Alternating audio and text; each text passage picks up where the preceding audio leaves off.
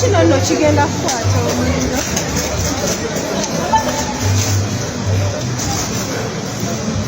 Omuliro guvudde buki? Nange mbadde mu saluuni nga ndaba omuliro gwa. Naye no gugenda kujjayo. Era nga waliwo wokya nnyo.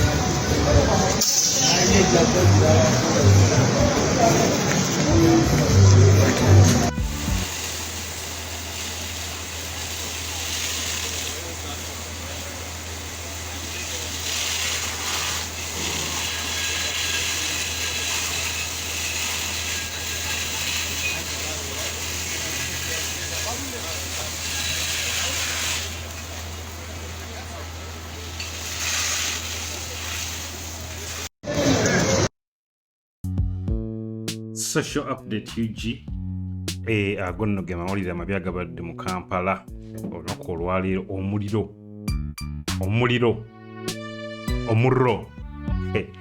ogukutte National Theatre ne gubeera nga gwonoonye ebintu bya bukadde.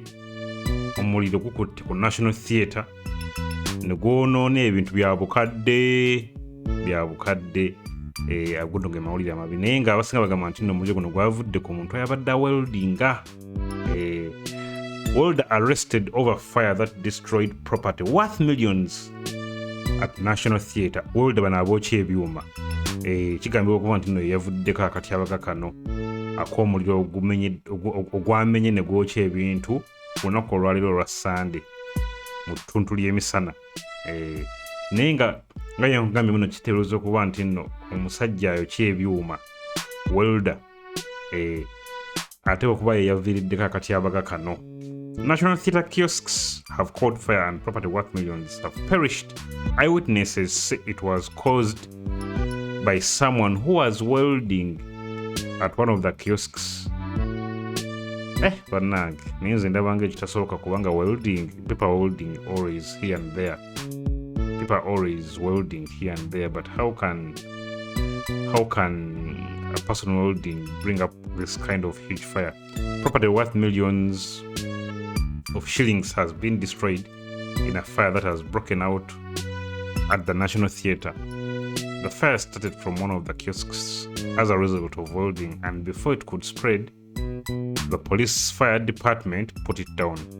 A welder identified as Sanjo Vincent has been arrested and detained at CPS Kampala, according to Deputy Kampala Metropolitan Police spokesperson Luke Owoyesigire. Agono ge mawulire ag'ennaku.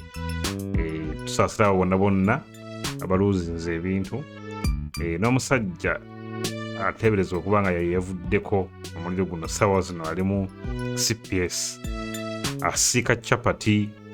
Nga omanya ebintu bya Uganda amateeka tegakola. Poliisi yennyini ate bakolako ebikolobero munda mu CPS nga bakutte. Kubanga nze I think if there was a way to control or to show justice, waliwo nsonga lwaki omuntu abeera mu police custody ate ne bamukubirayo emiggo basanze n'omukuba ebikonde simanga tuwe ssente za sigala and all that kind of nonsense. Tell me what you think in the comments. Wadenga abasinga bagamba muno it could be a diversion. Abasinga bagamba it could be a diversion, but I don't think you can. However, tell me what you think in the comments, and don't forget to subscribe and hit the bell button. Peace.